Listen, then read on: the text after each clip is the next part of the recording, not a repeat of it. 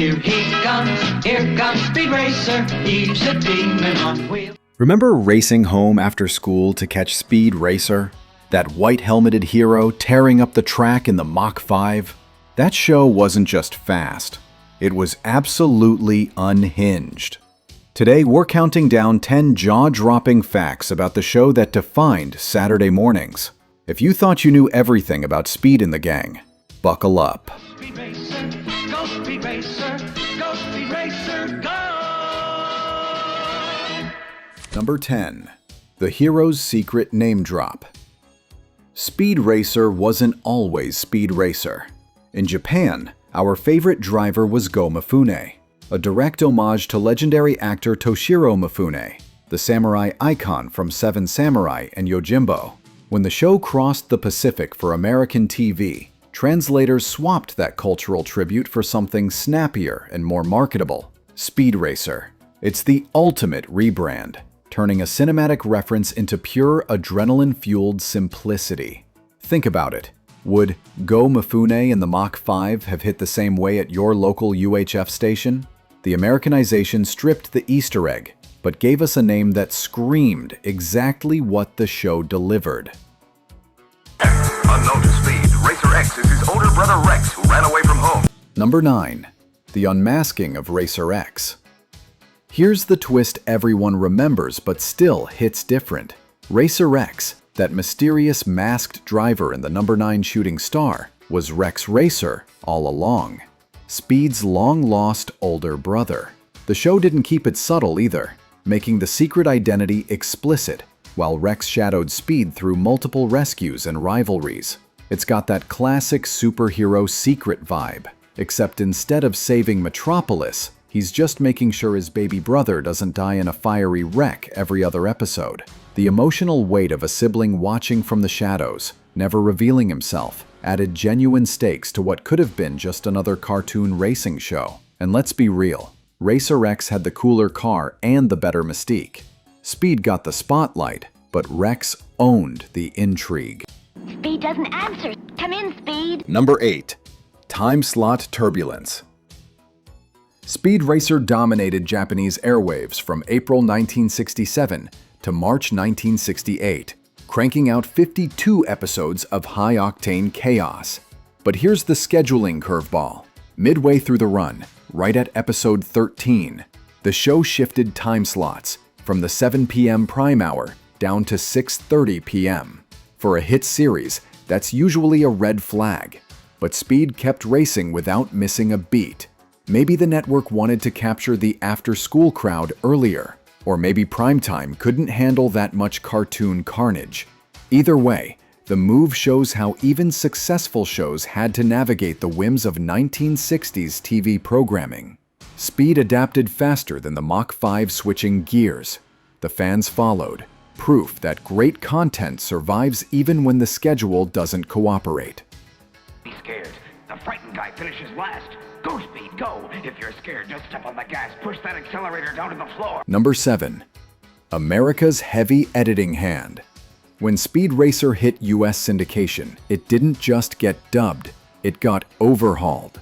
American producers localized every character name, turning the Mifune family into the Racers, and tweaking dozens of others for easier pronunciation. But they didn't stop there. Scenes deemed too confusing or objectionable for 1960s American kids got chopped entirely, sanitizing the show for cautious networks and pearl-clutching sponsors. This was standard practice in the era of cultural gatekeeping, where anything too foreign or edgy got smoothed into suburban acceptability. The result? A faster, cleaner version that traded some nuance for mass appeal. It's the TV equivalent of putting a spoiler on a sedan, still functional, just aimed at a different audience. And honestly, most of us never knew what we were missing until the internet dug up the original Japanese episodes decades later.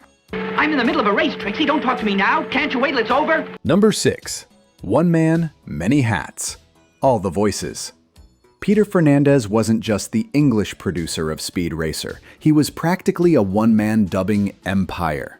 He wrote the English dialogue, directed the voice sessions, and personally voiced both Speed Racer and Racer X, giving brothers their distinct American sounds.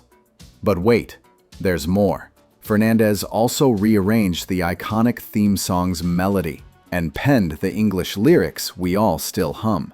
Few localized anime have ever seen a single creative force exert that much control over every layer of adaptation. It's like if one guy translated Lord of the Rings, narrated the audiobook, and composed the score. Fernandez's fingerprints were everywhere, shaping the version that defined the franchise for millions of Western fans. Talk about wearing multiple helmets in the pit crew. Doesn't matter to me what his reasons are for wanting to win. I wouldn't be playing fair if I let him win the race on purpose. Number 5. Designing for a stateless world. The creators of Speed Racer had global ambitions from the start, so they deliberately crafted a stateless visual setting, one that felt more Western than distinctly Japanese. That meant no school uniforms, toned-down violence, and a color production unlike their previous black and white series, Space Ace. The goal? Make the show export-friendly and syndication-ready for international markets hungry for animation. It worked brilliantly, letting Speed Racer slide into American Saturday morning lineups without feeling too foreign or inaccessible. The trade-off was a slightly generic aesthetic, but that universality became the show's superpower. Think of it as the anime equivalent of shooting a movie in any town, USA. It could be anywhere, so it belonged everywhere. And in the cutthroat world of 1960s TV exports, that strategy turned Speed into a global icon. Calling the Mach 5. Come in, Speed. Trixie calling the Mach 5. Number 4. The no commercial gamble. When Speed Racer premiered on Fuji TV, the network made an unprecedented move. They aired the first 2 episodes without sponsors or commercials. This was huge for 1960s Japanese television, where ad revenue was the lifeblood of programming. By the time the show launched, 3 episodes were already in the can, and the network bet big that the series could hook audiences on pure content alone. It paid off spectacularly. Speed Racer became an instant hit, proving that sometimes you've got to race without a safety net. Imagine a modern streaming platform dropping 2 episodes with 0 ads and trusting viewers to demand more. That's basically what Fuji TV pulled off in 1967. Bold moves like that don't just build shows, they build legends. Put your foot on the brake, Jim Jim. Don't be a wife guy. Number 3. The Robot Revenge Racer.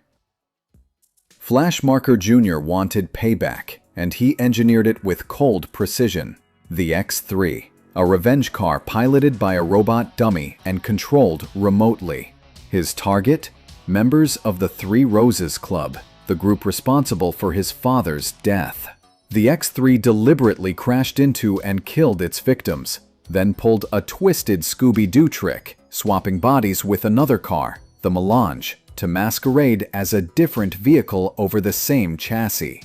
It's morbid, methodical, and shockingly dark for a show often dismissed as just colorful racing action. This wasn't a villain twirling a mustache. This was premeditated robotic homicide wrapped in a tech-savvy disguise. The X3 storyline remains one of Speed Racer's most chilling arcs, proving the series had teeth when it wanted to bite. Sometimes the wildest fact is realizing a kid's show went that hard. This is Trixie in the Mach 5 calling Inspector Detector. Speed and I have found out the mammoth car is not just a racer. Number 2. The Golden Heist on Wheels. Imagine a race car so absurd it makes James Bond villains look subtle.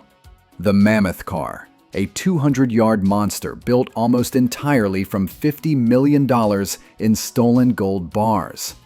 This wasn't just big.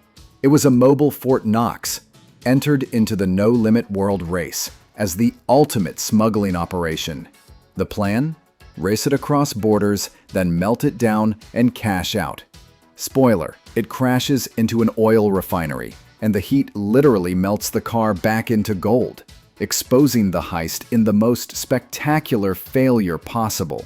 It's Ocean's 11 meets Wacky Races, except the loot becomes the vehicle, and the vehicle becomes evidence. The Mammoth car stands as one of the most audaciously bizarre vehicles in Speed Racer's wild lineup. And honestly, that gold puddle ending is pure poetic justice. Number 1. The GRX. Killer engine, killer twist. The GRX wasn't just an experimental race car. It was a death machine with a body count. The series explicitly states this beast caused fatal crashes that killed 4 test drivers, all thanks to its dangerous engine design. But here's where it gets sinister. Drivers were dosed with V-gas, a chemical that triggered extreme thirst, and once they drank water, induced a phobia of speed mid-race. Curly Cranum, one of the show's tragic figures, dies when the GRX crashes after he gulps water during a pit stop, his fear literally killing him behind the wheel. It's psychological horror meets motorsport, a storyline that weaponizes hydration and makes drinking water a death sentence. The GRX arc is Speed Racer at its darkest, proving this cartoon could deliver genuine nightmare fuel. If that's not the wildest fact on this list, I don't know what is. Oh, I hope Sparky's been able to reach speed with the new brakes. Bonus fact: 3 Trixies, 1 dub. Here's a continuity quirk that slipped past most American viewers. In the original Japanese run, Trixie cycled through 3 different voice actresses: Yoshiko Matsuo for episodes 1 through 4, Ikuko Sugita for 5 through 9, and Michiko Nomura for 10 through 52. Meanwhile, the English dub kept Corinne Orr as Trixie's consistent voice throughout the entire series. That means Japanese audiences heard Trixie's personality shift subtly across early episodes, while Americans got one unified performance from start to finish. It's a fascinating contrast in how localization can actually smooth out production inconsistencies. Orr's steady portrayal became the definitive Trixie for Western fans, proving that sometimes the dub provides more continuity than the original.